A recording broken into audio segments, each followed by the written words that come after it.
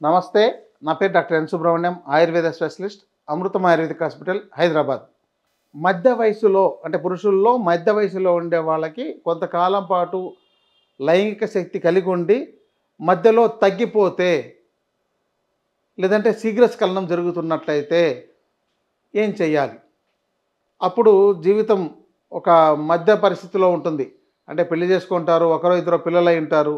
ఆ తర్వాత ఈ సమస్య వస్తుంటుంది. కుటుంబంలో కలహాలు, ఇంకా దాని గురించి చెప్పక్కర్లేదు. ఈ మధ్య మనము చాలా రకాల న్యూసెస్ చూస్తుంటాం.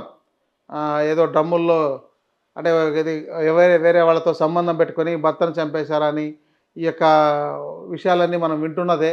లేదంటే స్త్రీలతో ఇతర సంబంధాలు అక్రమంగా పెట్టుకున్నప్పుడు ఏదైనా గొడవలయ్యి ఇలాంటివి చేయడం మనం న్యూసెస్‌లో చూస్తున్నాం. ఈ పరిస్థితులు ఎదురు కాకుండా పురుషులు కొంతవరకు జాగ్రత్తలు తీసుకోవాలి. ఈ మధ్య వయసులో ఇలాంటి సమస్య వచ్చినప్పుడు ముఖ్యంగా ఈ షుగరు, బీపీ, థైరాయిడు, అస్తమా ఇలాంటివి ఏవైనా వచ్చినా కూడా వీళ్లకు లైంగిక శక్తి తగ్గిపోతుంటుంది. దానికోసం చాలా వరకు ఒక ఆధునికమైన వైద్యంలో ఇచ్చే మందుల మీద ఆధారపడతారు. అయితే ఆ మందులతో కొన్ని సైడ్ ఎఫెక్ట్ల వల్ల కూడా వీళ్ళకు ఈ యొక్క బలహీనత వస్తుంటుంది. కానీ దాన్ని చెప్తే వాళ్లకు అమ్మో! ఇలాంటివన్నీ సైడ్ ఎఫెక్ట్‌లు దాంతో వస్తాయని చెప్పినా కూడా మాకు తప్పదు కదండీ! మేము వేసుకోవాలి కదా! అనే వాదన చేస్తుంటారు. ముఖ్యంగాను మధుమేహం కావచ్చు, బీపీ కావచ్చు, థైరాయిడ్ కావచ్చు, లేదంటే ఇతర వ్యాధులు ఏవైనా సరే వీటికి ఆధునికంగా ఉండే ఈ కెమికల్ మందుల్ని మీరు రెగ్యులర్‌గా వాడాల్సిన అవసరం ఉండదు మధ్య వయసులో. చివరి వయసులో అయితే ఓకే పర్వాలేదు. అప్పుడు ముసలితనం వచ్చేసింది. ఏదో ఒక మందేసుకొని బాగు చేసుకోవచ్చు కానీ, ఈ మధ్య వయసులో ఉన్నప్పుడే మీరు ఈ మందులు వాడడం వల్ల లైంగిక బలహీనతలు వచ్చే అవకాశాలున్నాయి. దానివల్ల మీ యొక్క కుటుంబము సమస్యల్లో పడే అవకాశం ఉంది. మీరు మానసికంగా వేదన చెందే అవకాశాలున్నాయి. కాబట్టి వీటికి మీకు మధుమేహానికి మందులు అవసరం లేదని, బీపీకి అవసరం లేకుండా మీరు మీ ఫుడ్ లైఫ్ స్టైల్‌తో మెయింటైన్ చేయండి అని చెప్పని చాలా చోట్ల చెప్పినాం. ఆ ఎపిసోడ్స్ చూడండి. లేకపోతే మమ్మల్ని సంప్రదించినా వాటికి సంబంధించిన మెడిసిన్స్‌ను అడ్వైజ్ చేయడం. జీవన విధానం ఇక్కడ ఆహారము, జీవన విధానం ప్రధాన పాత్ర పోషిస్తుంది. మీ ఆహారము, జీవన విధానం సక్రమంగా ఉన్నట్లయితే మీకు ఇలాంటి సమస్యలు రాకుండా ఉంటాయి. అయితే వీటిని కంట్రోల్ చేసుకోవడంతో పాటు మీరు ఈ మధ్య వయసులో ఎప్పుడైతే లైంగిక బలహీనత వచ్చేస్తుంటుందో అలాంటప్పుడు వాజీకరణ ఔషధాలు లేకపోతే వాజీకరణ ఆహార పదార్థాలని తీసుకోవడం ద్వారా మీరు ఆరోగ్యాన్ని మెరుగుపరుచుకోవచ్చు. అలాంటి సమస్యకు గురి కాకుండా మీరు అంతకుముందు ఏ విధంగా జీవిస్తున్నారో, ఏ విధంగా లైంగిక పటుత్వం కలిగి ఉన్నారో అదే విధంగా ఉండేటట్టు మీరు చేసుకోవచ్చు. వాటికేంటంటే ఆయుర్వేదంలో ఆహారం లాంటి ఔషధాలున్నాయి. లేదా మీకు అందుబాటులో మీరు చాలా రకాలు వాడుకోవచ్చు. మనం దానికోసం ఏ డాక్టర్ ప్రిస్క్రిప్షన్ అవసరం లేకుండా కూడా వాడగలిగేవి ఉన్నాయి. ఇప్పుడు పల్లేరు కాయలు మన ఆహార పదార్థాల్లో ఆకుకూరగా కూడా పల్లేరు ఆకుని చాలా ప్రాంతాల్లో వండుకుంటారు. ఆ కాయలకు ఈ యొక్క లైంగిక పటుత్వాన్ని క్షీణించకుండా ఆపగలిగే శక్తి వాటికి ఉన్నాయి. మరి వాటి చూర్ణాన్ని ఎప్పుడైనా మీరు నీళ్ళలో కలిపి తాగడమో, లేదంటే వైద్యుల పరీక్షలు తీసుకోవడం లాంటివి చేస్తున్నారా?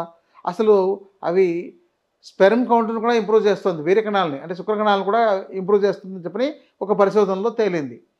అలాగే అశ్వగంధ అనేది మనకు అందుబాటులో ఈ మధ్య కొంత ప్రచారంతో అశ్వగంధ అనేది వాడుతున్నారు.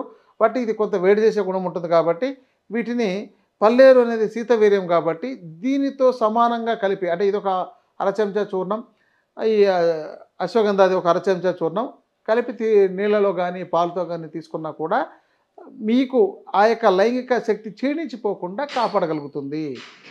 మరి దీంతో దేశీయ అశ్వగంధ అనేది ఒకటి ఉంది. అది ఎక్కువగా అందుబాటులో దొరకదు కాబట్టి చాలామంది హైబ్రిడ్ రకాన్ని పెంచిన వాటిని అమ్ముతున్నారు. అయితే ఇప్పుడు మేము ఆ దేశీ రకం కూడా కొన్ని చోట్ల అందుబాటులోకి తీసుకొచ్చాం. కాబట్టి దేశీ రకం అశ్వగంధాన్ని మీరు ఇక్కడ వీటితో పల్లేరు కాయల చూర్ణం, దీంతో పల్లేరులో మళ్ళీ చిన్న పల్లేరు, పెద్ద పల్లేరు అని 2 రకాలు ఉన్నాయి. దాన్నే ఏనుగు పల్లేరు అని అంటారు. వీటితో కలిపి మీరు ఏనుగు పల్లేరుని కూడా ఇక్కడ తీసుకోవచ్చు. అది ఇంకా బాగా పనిచేస్తుంది. కానీ అది కొంచెం తక్కువ అందుబాటులో ఉండడం అనేది జరుగుతుంటుంది. కాబట్టి వీటిలో ఏది మీకు అవకాశం దొరికితే వాటిని మీరు రెగ్యులర్గా మీ ఆహారంతో సమానంగా మీరు రోజు ఏదో తినడానికి మధ్యలో మీ ఇంట్లో ఏదైనా చెగోడీలో లేకపోతే స్వీట్సో ఏదో పెట్టింటే ఎలా తింటారో అలా ఒక్క స్పూను ఈ రెండింటికి కలిపిండి ఏదైనా ఒక చెంచా నీళ్ళలోనో పాలతోనో కలిపి తీసుకుంటున్నట్లయితే ఈ యొక్క లైంగిక శక్తి బలహీనత కాకుండా కాపాడగలుగుతుంది. తర్వాత ఇంకా మనకు నేలతాడి దుంపలని ఉన్నాయి. ఇవి కూడా మనకు మార్కెట్లో అందుబాటులో ఉన్నాయి. గ్రామీణ ప్రాంతాల్లో కొన్ని చోట్ల అవి పెరుగుతాయి కూడా. అడవి ప్రాంతాల్లో ఇంకా బాగా పెరుగుతాయి. మీరు శ్రీశైలం ఆ ఏరియాలో వెళ్తే అసలు విపరీతంగా ఉంటాయన్నమాట. మేము వెళ్తుంటాం ఎప్పుడైనా కొన్ని అక్కడ వాళ్ళతో తవ్వించుకొని తీసుకొచ్చుకుంటుంటాం. వాటిని మీకు అందుబాటులో ఉంటే మీరు సేకరించుకోవచ్చు. చేయించింది వాటి పొడి అంటే చూర్ణం తయారు చేసుకొని మీరు దీన్ని కూడా కలిపి కూడా తీసుకోవచ్చు అనమాట. సో ఇలాంటివి మీకు ముందు మీరు ఒక ఆహార పదార్థంగా వాడాలి. నాకు పూర్తిగా బలహీనత అయిపోయిందండి, అసలు కాలేకపోతుంది, నేను ఒక నెలకొకసారి కూడా కలవలేకపోతున్నాను అనే పరిస్థితికి వచ్చేసిన తర్వాత మీరేం చేయాలి? వైద్యుల పర్యవేక్షణలోనే మందులు తీసుకోవాల్సిన అవసరం ఏర్పడుతుంది. మరి దాంతో పెరుగుతుందా? నేను చాలామంది ఇచ్చారండి, వాడానండి, నాకు ఇంప్రూవ్ కాలేదు అని అంటే ఇక్కడ ఒక 2 సమస్యలు ఉంటాయి. మీకు లోపల ఇతర రోగాలు కానీ, ఇతర సమస్యలు కానీ, లేదంటే అంటే గ్యాస్ ట్రబుల్ కానీ, ఎసిడిటీ కానీ, ఇండైజెషన్ కానీ, ఈ నరాల బలహీనత కానీ ఇలాంటివి ఉండేటప్పుడు వాటికి శోధన చికిత్సలు కొన్ని చేసి తర్వాత ఇలాంటి వాటిని వాడిస్తే అప్పుడు వాళ్ళకు అవి సక్రమంగా అబ్జర్వ్ అయ్యి, అంటే వాటిని మీరు తీసుకున్నంత మాత్రాన దాన్ని జీర్ణం చేసి దానిలోని పోషకాలను మీ శరీరం వాడుకోగలిగే శక్తి మీలో ఉండాలి. అలా లేకపోయినప్పుడు అవి వాడినా మీకేం ప్రయోజనం జరగదు. కాబట్టి ఒకవేళ అలా జరిగినప్పుడు మీరు ఈ మందులేవి నాకేం పని చేయలేదు, ఇవి చెప్పారు, ఆయన ఏదో టీవీలో బ్రహ్మాండంగా చెప్పాడు కానీ ఇవన్నీ వృధా అనే భావం ఎవరైతే పెంచుకుంటారో వాళ్లకు ఇక పరిష్కార మార్గాలు ఎలా దొరుకుతాయి? కాబట్టి వీటికి వైద్యుల పర్యవేక్షణ మీరు ఇలా చేయించుకోండి. విపరీతమైన బరువు పెరిగి ఉంటారు, ఒబేసిటీ ఉంటుంది. అలాంటి వాళ్ళలో కూడా ఆ యొక్క రక్త సరఫరా సక్రమంగా లేక ఆ వెయిన్స్ అన్నీ కూడాను వాటిలో ఫ్యాట్స్ కానీ ఇలాంటివి ఏమైనా ఉండడం, వీళ్ళు కొలెస్ట్రాల్ ఎక్కువ ఉండడం, దీనివల్ల కూడా ఈ లైంగిక బలహీనత అనేది ఉంటుంది. కాబట్టి ఇలాంటి వాళ్ళు తప్పనిసరిగా శోధన చికిత్స లాంటివి వైద్యుల పర్యవేక్షణలో తీసుకొని తర్వాత ఈ ఔషధాలు వాడుకుంటున్నట్లయితే చాలా బాగా ఇంప్రూవ్ అవుతుంది. దాన్ని మళ్ళీ తగ్గిపోకుండా అంటే దిగజారిపోకుండా కొంతకాలం పాటు మీకు పటుత్వాన్ని పెంచగలుగుతుంది. ఇక పూర్తిగా బలహీనం అయిపోయిందండి అన్న వాళ్లకు వైద్యులను కలవాలి. ఇక శీఘ్రస్ఖలనం అనే సమస్య ఒకటి ఉంటుంది. అంటే ఆ లైంగికంగా చాలా బాగుంటారు కానీ తొందరగా పడిపోతుంది అని చెప్పే కంప్లైంట్. దీనిలో ఏం చేయాలంటే జాజికాయ, జాపత్రి, లవంగాలు వీటిని మూడింటిని మీరు చూర్ణం చేసుకొని మీ డబ్బాలో పెట్టుకొని రోజు చిటికెడో 2 చిటికెలు తేనెతో తీసుకుంటూ ఉండాలి.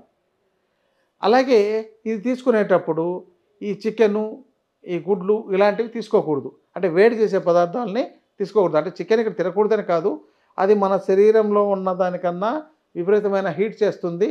మన శరీరం 97 ఫారెన్హీట్ ఉన్నట్లయితే చికెన్ యొక్క టెంపరేచర్ 108 ఫారెన్హీట్ ఉంటుంది. కాబట్టి అది విపరీతంగా వేడి చేసే గుణం ఉంటుంది. కాబట్టి అలాంటివి తీసుకోవడం వల్ల ఈ యొక్క శీఘ్రస్ఖలనం జరిగే అవకాశాలు ఉంటాయి.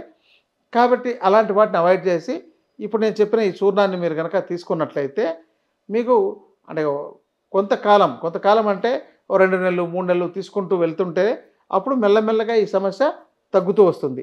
దాంతోపాటు మొలకెత్తిన విత్తనాలని, చలవ చేసే పదార్థాలు లాంటివి తీసుకోవాలి. ఇతర అనారోగ్య సమస్యలు లేకుండా కాపాడుకోవాలి. ఇలా చేసుకున్నట్లయితే మధ్య వయసులో ఉండే వాళ్ళకు కూడా లైంగిక శక్తిని పెంచుకునే అవకాశాలు అద్భుతంగా మన దగ్గర ఆయుర్వేదంలో ఒక ఆహారం లాంటి పదార్థాలతో అందుబాటులో ఉన్నాయి. కాబట్టి వీటికి మీరు నిరుత్సాహపడాల్సిన పని లేకుండా వీటిని ఉపయోగించుకొని మంచి ఆరోగ్యాన్ని పొందొచ్చు. నమస్కారం.